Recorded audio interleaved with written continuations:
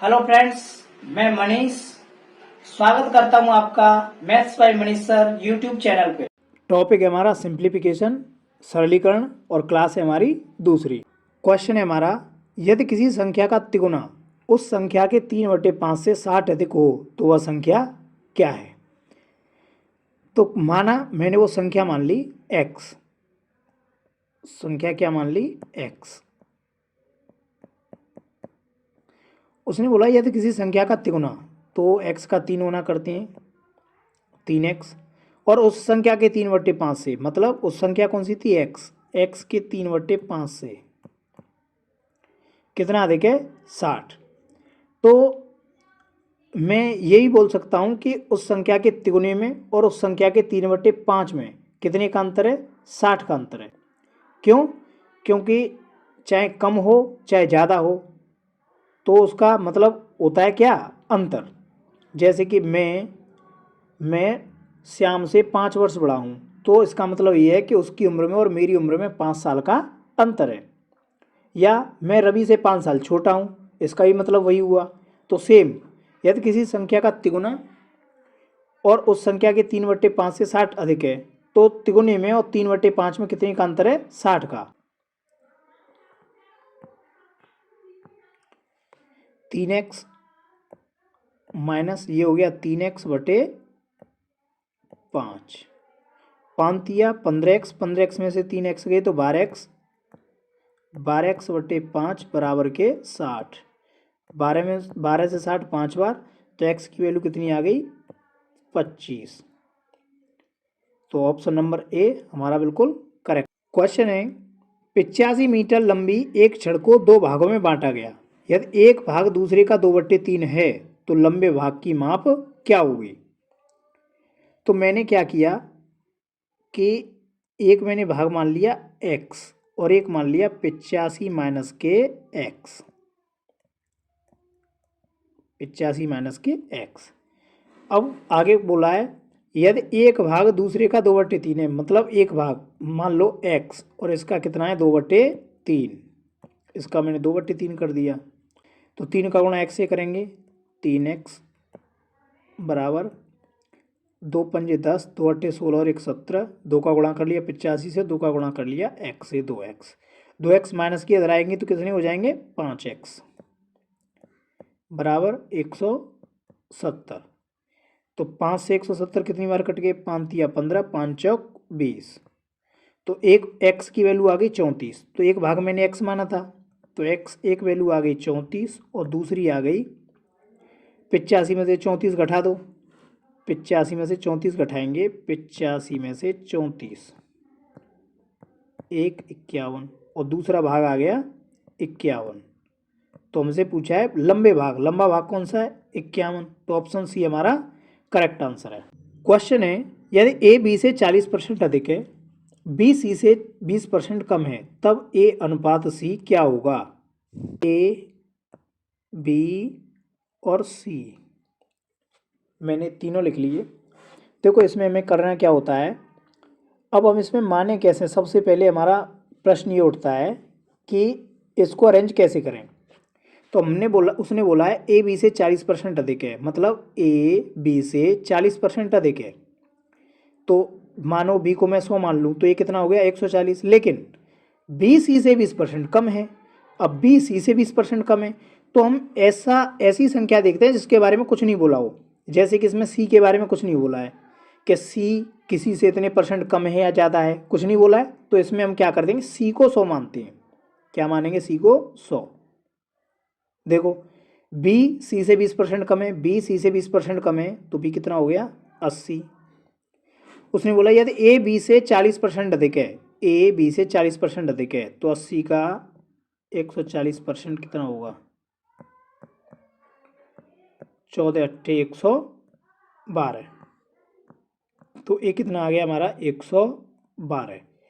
तो इसमें सबसे ज़रूरी क्या है कि हम सबसे पहले उस संख्या को मानते हैं जिसके बारे में कोई तथ्य न दिया गया हो। क्योंकि देखो बी सी से 20% कम है, लेकिन किसके बारे में बोला गया, बी के बारे में बोला गया कि बी कम है। सी के बारे में कुछ नहीं बोला गया, तो सी मैंने 100 मान लिया।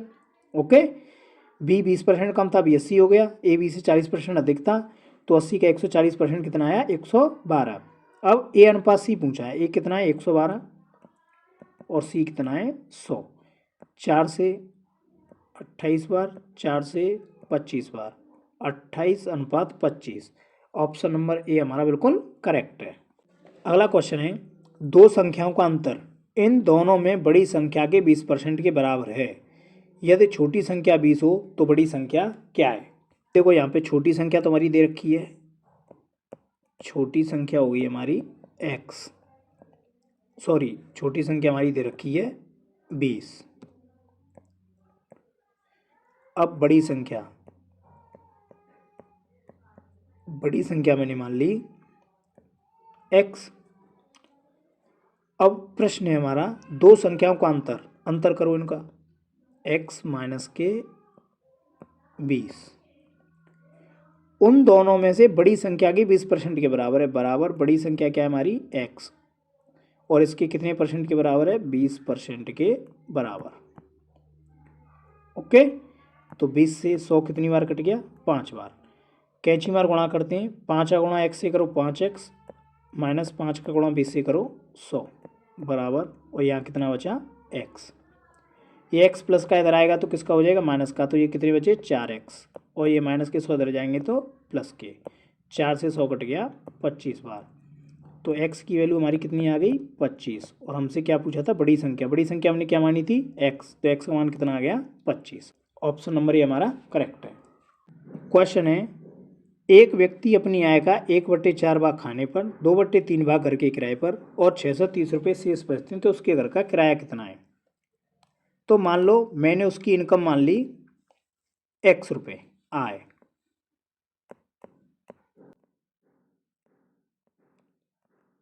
मान ली मैंने उसकी x रुपये। अब वो बोल रहा है एक व्यक्ति अपनी आय का 1/4 भाग खाने पर, तो x का 1/4 भाग खाने पर, तो खाने पर कितना खर्च हुआ उसका?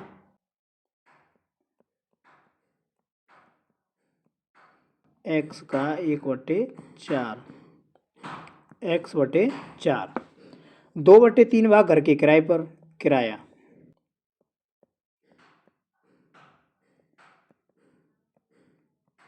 x का 2/3, तो कितना हो गया? ये 2x/3। कुल मिला के उसके पास से x/4 और 2x/3 रुपये खर्च हो गए। तो ये देखते हैं शेष कितने बचे। तो x/4 और 2x/3 को मैं ऐड कर लूँ, 12, 3x प्लस 8x, 11x/12 खर्च हो गए। शेष कितने बचे? कुल आय x थी, x में से मैंने 11x/12 घटा दिया, 12 1 12, 12 में से 11 गए तो 1x, x/12 बच गए। x/12 की वैल्यू कितनी थी? 630, क्योंकि उसने बोला था खाने और किराए के बाद उसके पास कितने रुपए बचते हैं? 630। तो मैंने दोनों का टोटल कर लिया और x में से घटा दिया, तो मेरे पास में बचा x/12 जिसकी वैल्यू कितनी थी? 630। तो x बराबर कितना निकल के आया? 12 तिया 36 की 6 हासिल 3, 12 72 और 3 75, 7560 रुपये।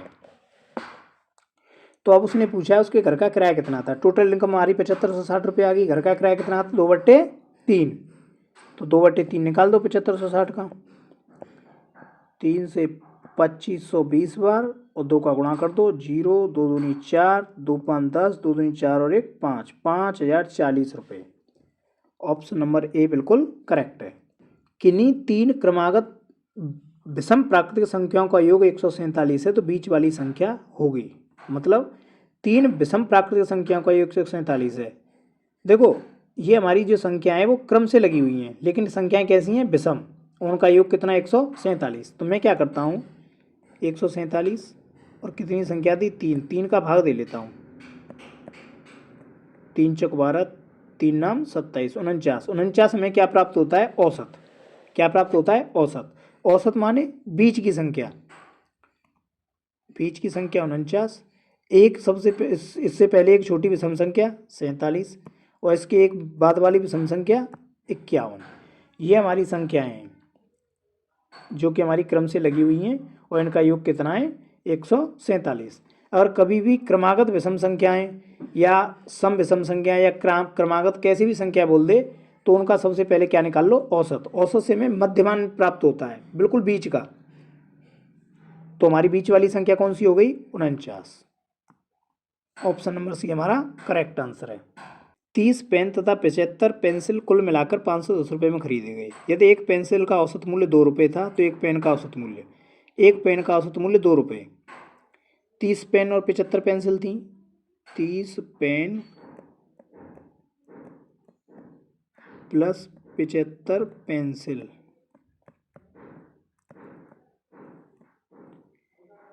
एक पेंसिल 2 रुपये की, तो 75 पेंसिल 75 गुणा 2, 150 रुपये की।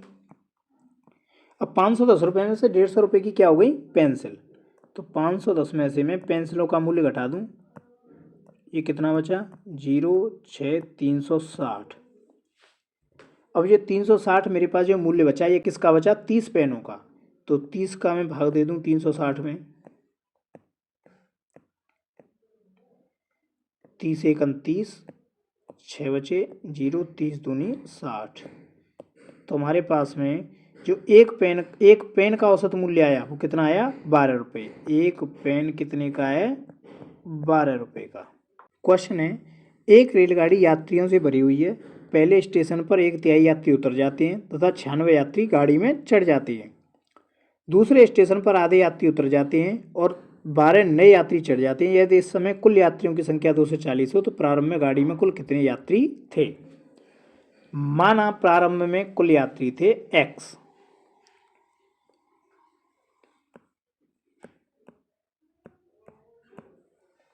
कुल यात्री कितने थे x। पहले स्टेशन पे 1/3 यात्री उतर जाते हैं, x का 1/3 निकालो, x का 1/3, तो ये हो गए x/3। तो अब कितने यात्री बचे 1/3 उतरने के बाद में, x में थे x/3 घटा लो, 3 एक 3, 3 में से गए तो 2, 2x/3 बचे। अब 2x/3 यात्री बचे और उसमें क्या हुआ, 96 यात्री गाड़ी में चढ़ गए, प्लस 96 और चढ़ गए।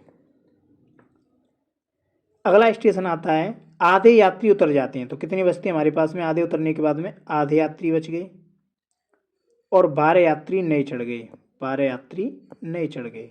अब टोटल कुल मिला के कितने हो गए, 240। 2x/3 पहले स्टेशन पर थे और 96 यात्री चढ़ गए थे। दूसरे स्टेशन पर आते आते 2x/3 प्लस 96 के आधे उतर गए, तो आधे बचे। आधे का मतलब 2 से भाग, और 12 यात्री नहीं चढ़ गए। इस प्रकार कितने हो गए, 240। इसे सॉल्व कर लेते हैं। 2x/3 प्लस 96/2 बराबर 12 प्लस के इधर आएंगे तो माइनस के हो गए, ये हो गए 228। अब पहले इसको सॉल्व कर लेते हैं। ये बचा 2x/6 हो गया ये, प्लस ये कितना हो गया, 2 का भाग 48 हो गया, बराबर के 228। अब 48 प्लस के इधर जाएंगे तो किसके हो जाएंगे, माइनस के। 2x/6 बराबर 2 से 28 में 48 घटाओ, 0, 180 बच गए। 2 से 180 कट गए 90 बार, और 90 का गुणा 6 से करो 540। x की वैल्यू कितनी आ गई हमारी, 540। ऑप्शन नंबर ए बिल्कुल करेक्ट आंसर है हमारा। क्वेश्चन है, रेल के एक आधे टिकट की कीमत पूरे किराए से आधी है, किंतु आधे टिकट पर आरक्षण प्रभार पूरे टिकट जितना है। दो स्टेशनों के बीच एक आरक्षित प्रथम श्रेणी टिकट 525 रुपये का है और एक पूरे और एक आधे आरक्षित प्रथम श्रेणी की टिकट की कीमत 850 रुपये है। तो आरक्षण प्रभार कितना है। मान लो हमारा आरक्षण प्रभार x रुपये है,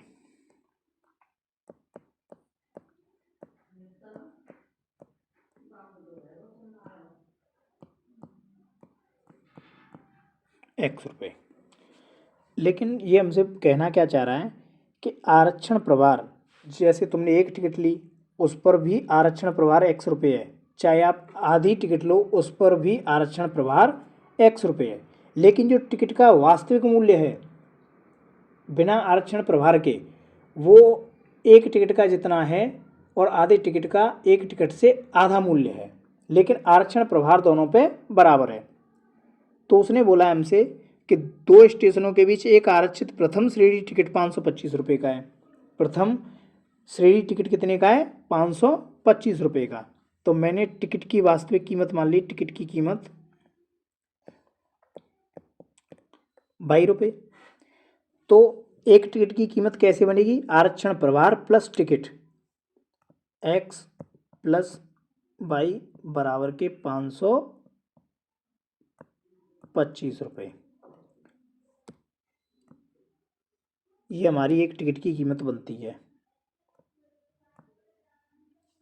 क्यों? क्योंकि उसने बोला था आरक्षण प्रभार तो लगना ही लगना है, चाहे टिकट आधी लो चाहे टिकट पूरी लो, लेकिन जो किराया है टिकट का वो आधी टिकट का किराया एक टिकट के किराए से आधा है। आगे एक पूरे और एक आधे आरक्षित प्रथम श्रेणी टिकट की कीमत 850 रुपये, मतलब एक पूरा टिकट मिला के कितने का बनेगा? x प्लस वाई का प्लस आधा टिकट कैसे बनेगा? टिकट वाई बट्टे 2, लेकिन आरक्षण प्रभार हमारा कितना लगेगा? x ही लगेगा, तब जाके कितना हुआ? 850 रुपये। एक टिकट का मूल्य 525, x प्लस वाई। उसने हमसे क्वेश्चन पूछा एक पूरे और एक आधे आरक्षित से प्रथम श्रेणी टिकट की कीमत 850 रुपये है। एक टिकट ये हो गई x प्लस वाई, लेकिन एक आधे टिकट में जो टिकट का किराया है वो तो आधा लगेगा, लेकिन आरक्षण प्रभार x वो पूरा लगेगा। इस प्रकार ये कितना है? 850। तो आपको पता है x प्लस वाई की वैल्यू कितनी है? 525 रुपये। तो मैं यहाँ पे लिख दे रहा हूँ x प्लस वाई की वैल्यू 525 प्लस ये हो गया वाई बट्टे 2 प्लस x बराबर के 850। 525 प्लस के इधर जाएंगे तो माइनस के हो जाएंगे, तो वाई बट्टे 2 प्लस x बराबर 850 में से 525 के तो कितने बचे? 5 2 325 रुपये। कितने बचे? 325 रुपये।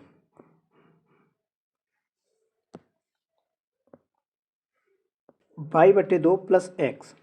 अब मैं क्या ऐसे सॉल्व कर लेता हूँ? वाई प्लस 2x बराबर के 650 रुपये। कैसे? एलसीएम लिया, 2 एलसीएम आ गया, 2 का भाग 2 में एक बार, 1 का गुणा वाई से वाई प्लस 1 का भाग 2 में 2 बार, 2 का गुणा x से 2x।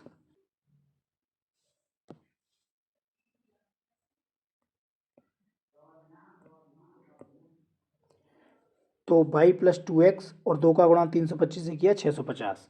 तो पहला समीकरण हमारा था x प्लस वाई बराबर 525, x प्लस वाई बराबर 525, और दूसरा समीकरण आ गया 2x प्लस वाई बराबर 650। 650 माइनस माइनस माइनस ये कट गया, ये बचे माइनस के x, और यहाँ पे बचे हमारे कितने? 5 2 125 माइनस के, तो माइनस से माइनस कट गया, तो x की वैल्यू कितनी आ गई? 125। और x हमने क्या माना था? आरक्षण प्रभार। तो आरक्षण प्रभार x माना था, x की वैल्यू कितनी आ गई? 125 रुपये। देखो एक बार फिर समझा रहा हूँ, रेल के एक आधे टिकट की कीमत पूरे किराए से आधी है। रेल के एक आधे टिकट की कीमत पूरे किराए से आधी है, केवल कीमत आधी है, लेकिन जो आरक्षण प्रभार है वो जितना पूरे टिकट पर लगता है वो उतना ही आधे टिकट पर लगेगा। फिर उसने दिया है कि दो स्टेशनों के बीच एक आरक्षित प्रथम श्रेणी टिकट 525 का है। तो एक टिकट कैसे बनेगा? टिकट की कीमत, किराया प्लस आरक्षण प्रभार x प्लस वाई बराबर के 525। ठीक। फिर उसने बोला है एक पूरा ticket x plus Y plus एक आधे टिकट की कीमत तो आधी हो जाएगी वाई बट्टे 2, लेकिन प्लस x आरक्षण प्रभार पूरा लगेगा बराबर के 850। x प्लस वाई की वैल्यू रख ली मैंने, वाई बट्टे 2 प्लस एक्स, वाई बट्टे 2 प्लस एक्स बराबर 325, लासा लिया वाई प्लस 2x बराबर 650। ये हमारा सेकंड समीकरण बन गया और ये हमारा फर्स्ट समीकरण था। दोनों समीकरण को मैंने सॉल्व किया तो आरक्षण प्रभार कितना आया? 125 रुपये।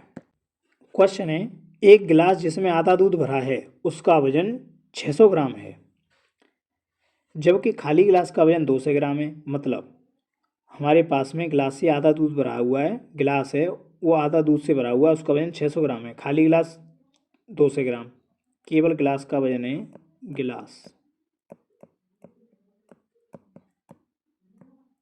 200 ग्राम। तो जब आधा दूध भरा है तो उसका वजन 600 ग्राम है।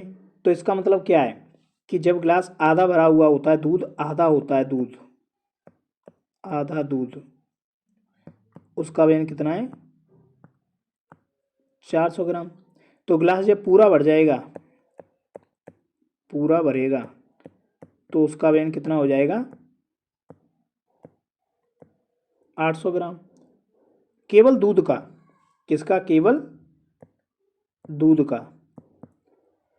अब वो बोल रहा है यदि गिलास 4/5 भरा हो, मतलब 800 ग्राम दूध है, इसका 4/5 निकालो,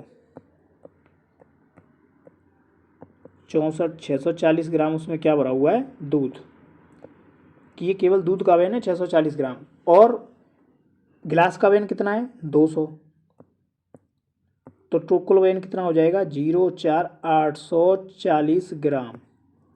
ओके, क्योंकि 200 ग्राम किसका वजन था, गिलास का। अब गिलास का वजन तो हम 4/5 करेंगे नहीं, क्योंकि गिलास तो पूरा का पूरा रहेगा, और उसमें आधा दूध 400 ग्राम आता है। तो जब गिलास पूरा भर जाएगा तो केवल दूध का वजन कितना बचेगा, 800 ग्राम।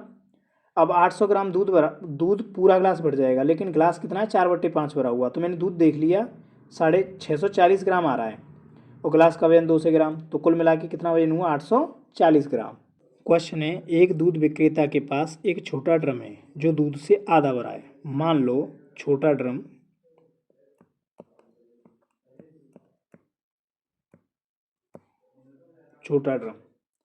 और छोटे ड्रम की तुम्हारी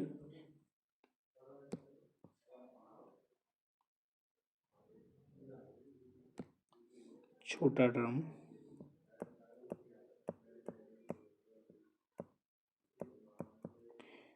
उसकी कैपेसिटी है 2, और बड़ा ड्रम उसकी कैपेसिटी है 4। तो दोनों ड्रम में दूध और पानी, पहला ड्रम, दूसरा ड्रम।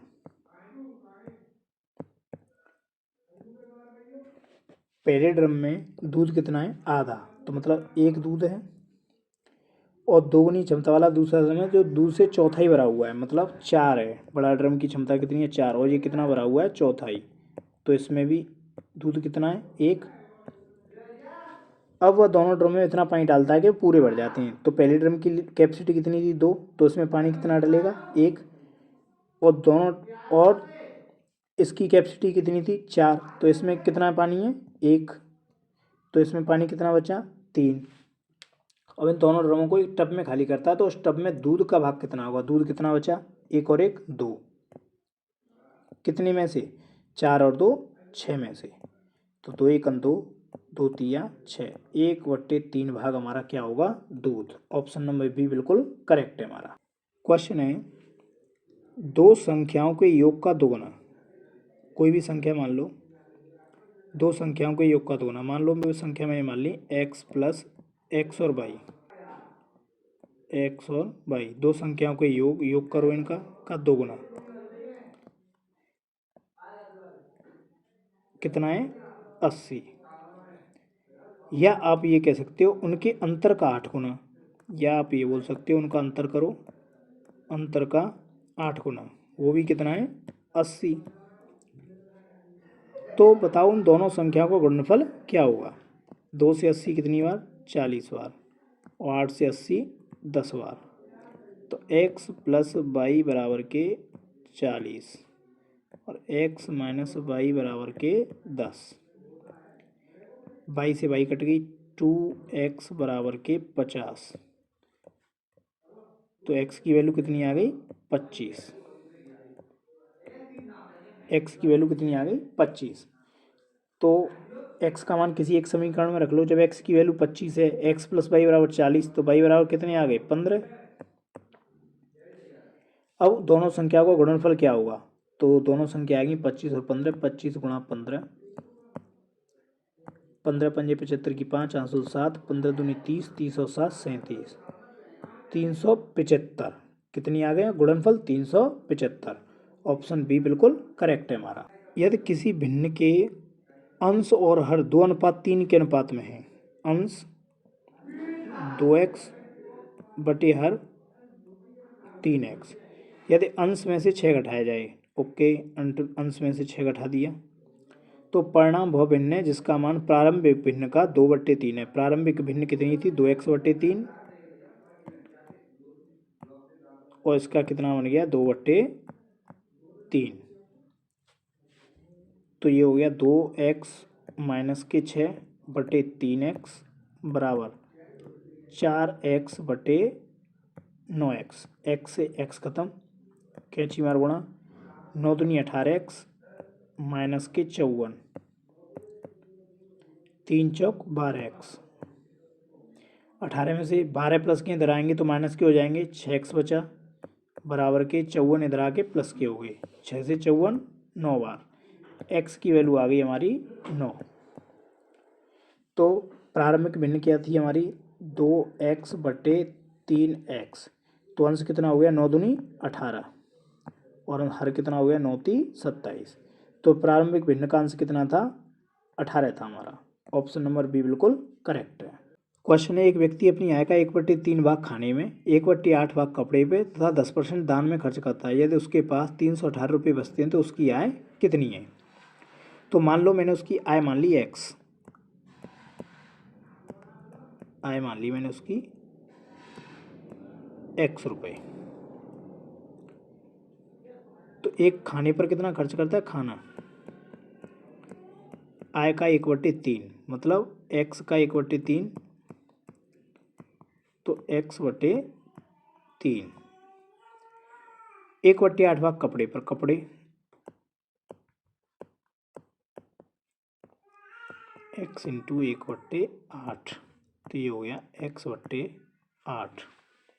दान, दान कितने का करता है 10%, मतलब x का 10%, तो कितना बचा 90/100, 10% दान में खर्च करता है 10/100, 10/100, तो ये x/10 उसने क्या कर दिया दान में खर्च। अब उसके पास शेष कितने बचे, हमारी कुल आय x थी, ये उसके खर्चे हो गए, पहले मैं इन खर्चों को जोड़ लूँ, कितने हो गए खर्चे total x/3 plus x/8 plus x/10, LCM कितना आया 120, 3 का भाग दो 40 बार 40x, 8 का भाग दो 120 में 15 बार 15x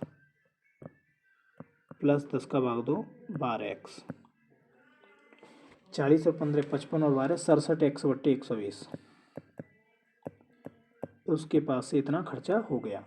लेकिन कुछ की आय कितनी थी x में से मैं इसको घटा देता हूँ तो मेरे पास में कुल शेष आय आ जाएगी, तो x में से 67x/120 घटा दिया तो कितना बचा 120, 120x, 120 में से 67 के तो कितना बचा 53x/120 बराबर 318 रुपये शेष बचते हैं उसके पास में।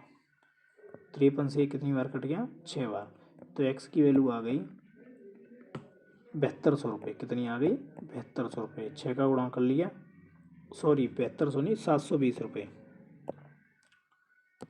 120 का गुणा कर लिया 6 से, तो 720 रुपये हमारा क्या आ गया आंसर। अगला क्वेश्चन है, यदि x + y w + z से 6 अधिक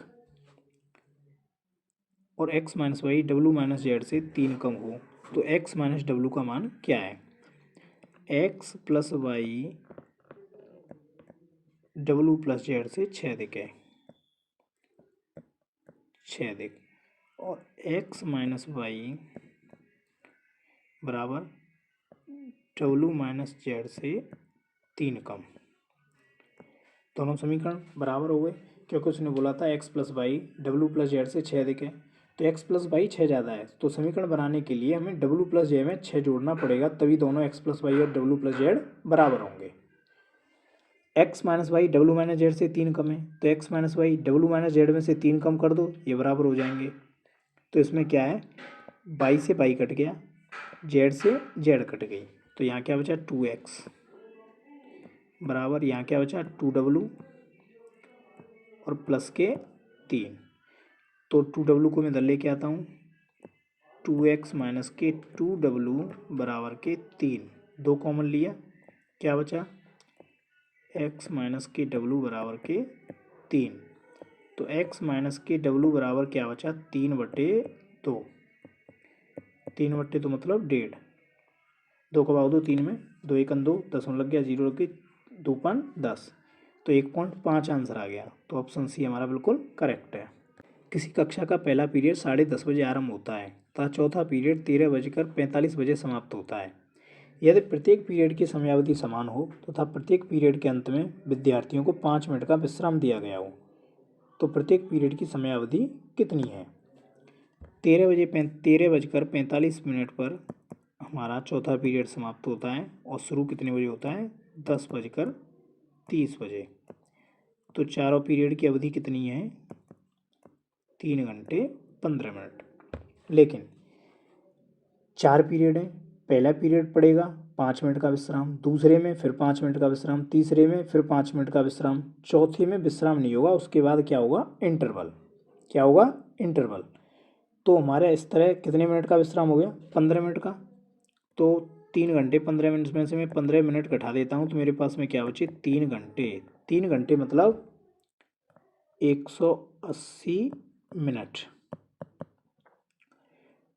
अब प्रत्येक पीरियड की समयावधि समान है, तो 180 में कितने पीरियड बन गए 4, तो 4 का भाग दे दो, 45 मिनट का प्रत्येक पीरियड पड़ रहा है हमारा।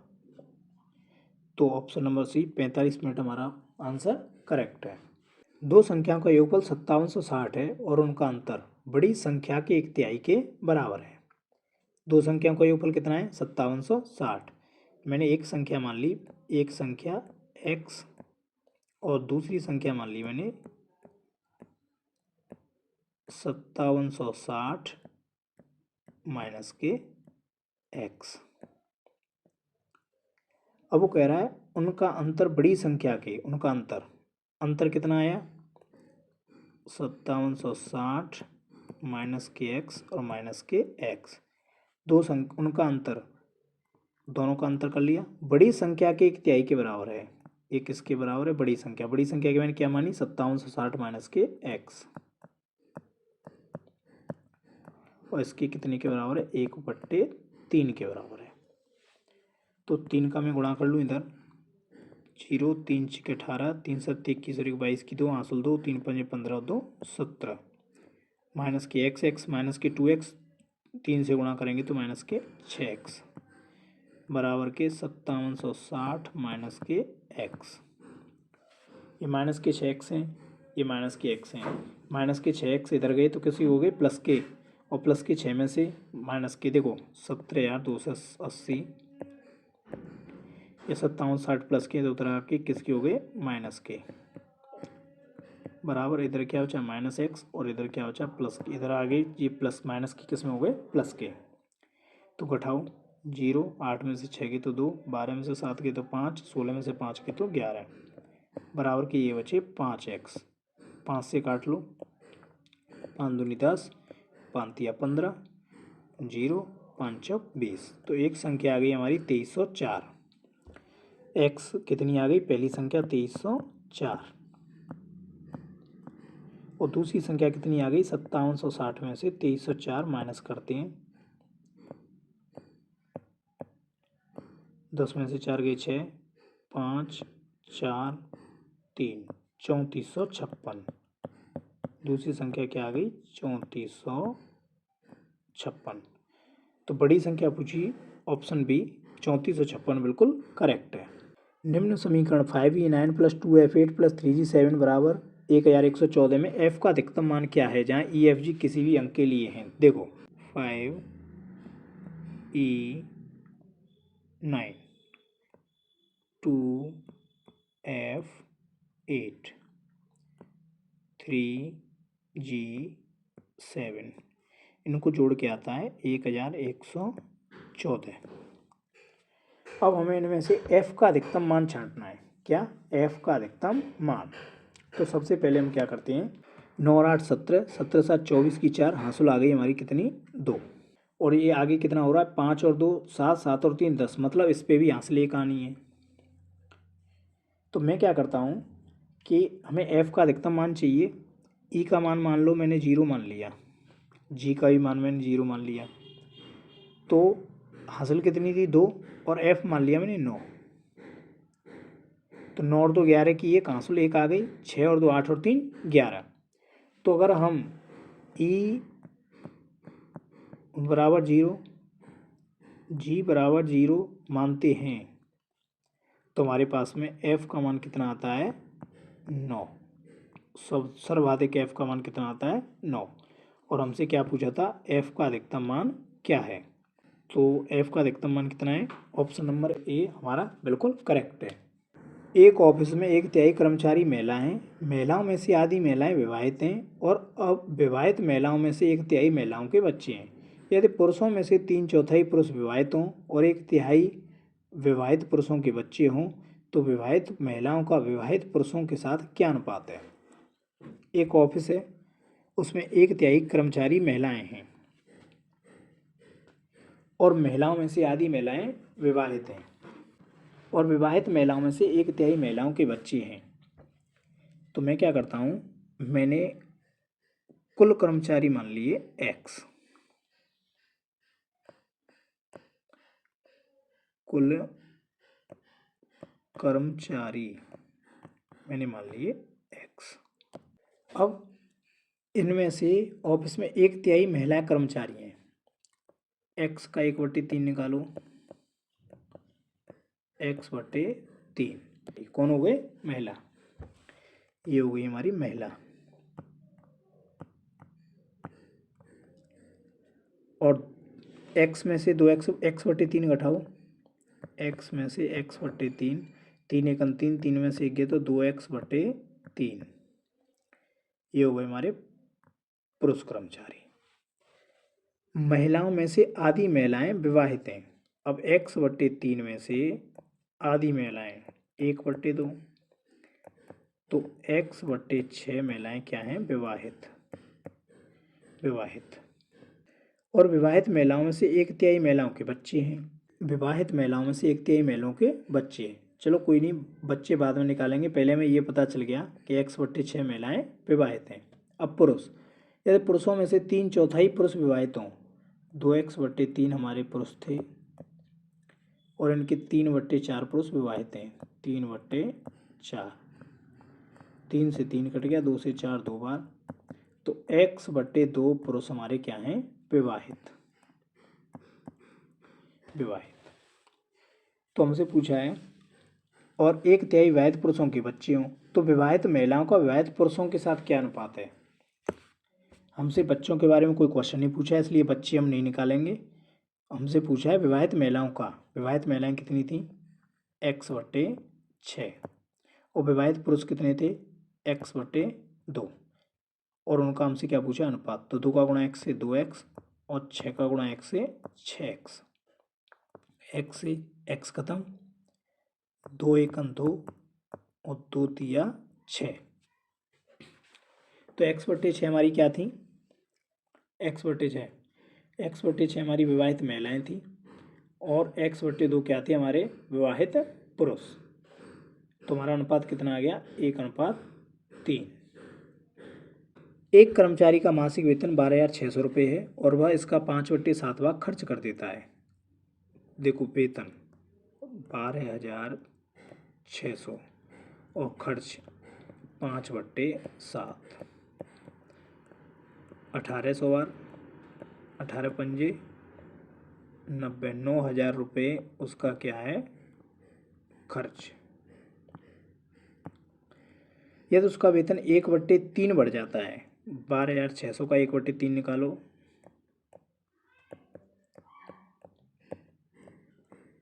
3 चौको 12, 3 दूनी 6, 4200 रुपये मान लो उसका वेतन बढ़ गया तो कितना हो गया 12,600 और 4200,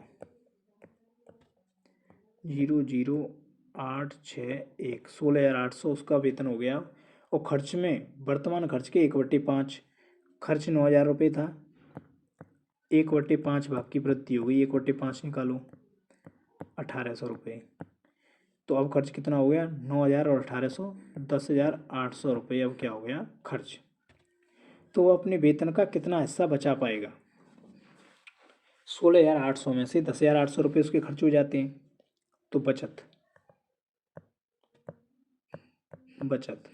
16,800 में से 10,800 रुपये खर्च हो गए तो कितना बचा 0,0,0, 6,000 रुपये उसके पास बचत हो गई, 6,000 रुपये बचत हो गई। लेकिन कितने में से 16,800 में से 2 जीरो से 2 जीरो कट गई, 4 से 15 बार कट गया और 4 से 4 चौके 16, 4 दूनी 8, 3 से 5 बार और 3 से 14 बार, 5/14 भाग की क्या करता है वो बचत।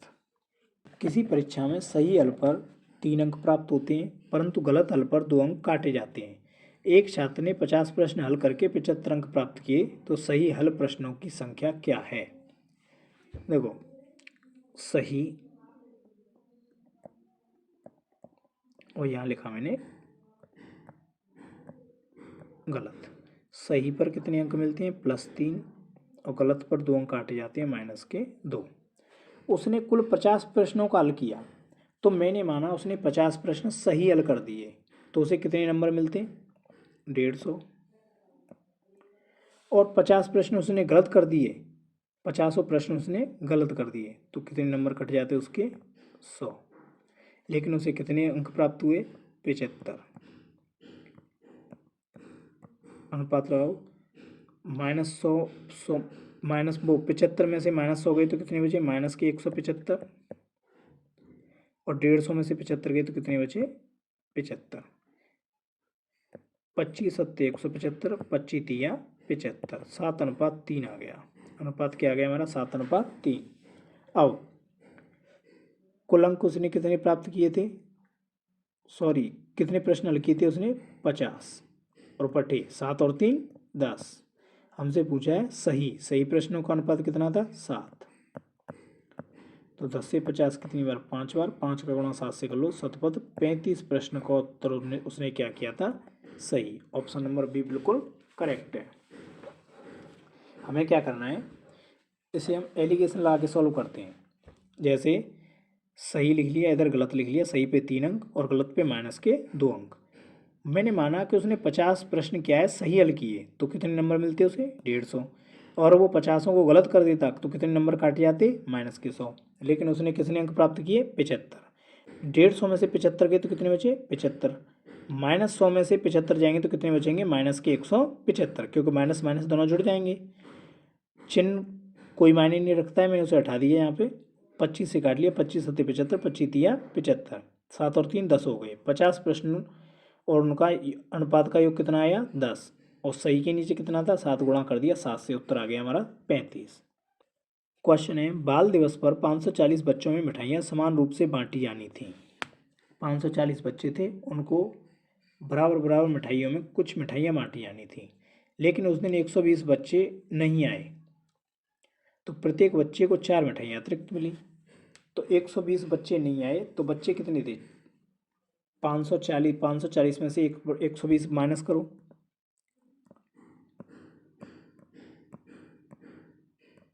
माइनस करने पर कितने बच्चे आए 420 और इन 420 बच्चों को 4 मिठाइयाँ अतिरिक्त मिली।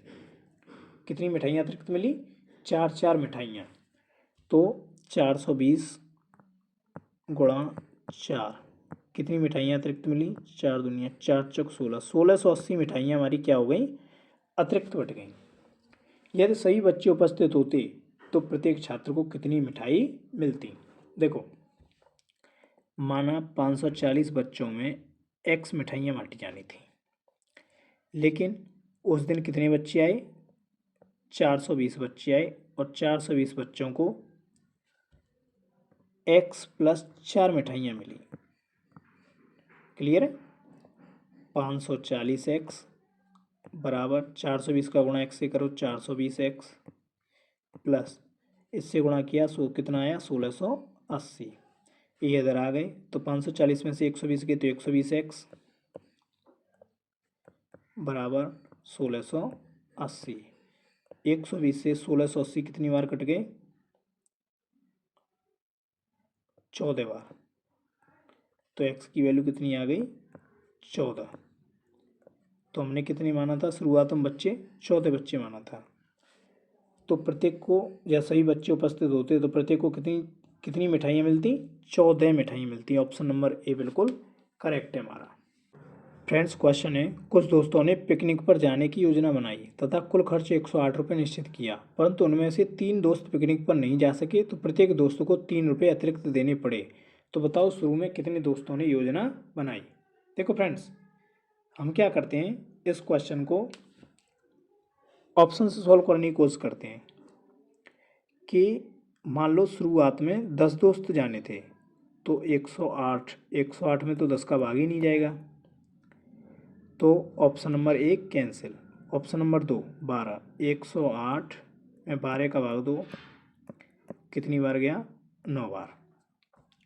परंतु उनमें से 3 दोस्त पिकनिक पर नहीं जा सके तो 108 बटे कितने दोस्त पिकनिक पर गए? 9 का भाग दो 108 में 12 बार। तो प्रत्येक दोस्तों को 3 रुपये अतिरिक्त देने पड़े। पहले कितने रुपये दे रहे थे, अब कितने देने पड़े? 12, क्योंकि 108 रुपये निश्चित किया था। मान लो शुरुआत में 12 दोस्त जाने थे तो 9 रुपये प्रत्येक के वट में आते, लेकिन 3 दोस्त नहीं गए तो 9 दोस्त गए तो प्रत्येक के वट में कितने आए? 12 रुपये। तो कितने रुपये अतिरिक्त आए? 3 रुपये अतिरिक्त आए। तो ऑप्शन नंबर बी बिल्कुल करेक्ट है हमारा। फ्रेंड्स क्वेश्चन है, दो संख्याओं का गुणनफल उन संख्याओं के अंतर का 24 गुना है, यदि उन संख्याओं का योग 14 है तो बड़ी संख्या क्या है? फ्रेंड्स इसे भी हम ऑप्शन से सॉल्व करने की कोशिश करते हैं। जैसे कि बड़ी संख्या मैंने मान ली 9, तो छोटी संख्या कितनी हो गई? 5। दोनों का योग कितना हो गया? 14।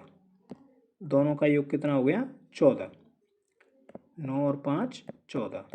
लेकिन उसने क्या किया, उसने क्या कहा है, दो संख्याओं का गुणनफल, दोनों का गुणनफल करो 45, उनके अंतर का अंतर करो दोनों का 4 का 24 गुना है। 24 गुना तो नहीं हो रहा है, तो ऑप्शन नंबर ए बिल्कुल करेक्ट, वो गलत है।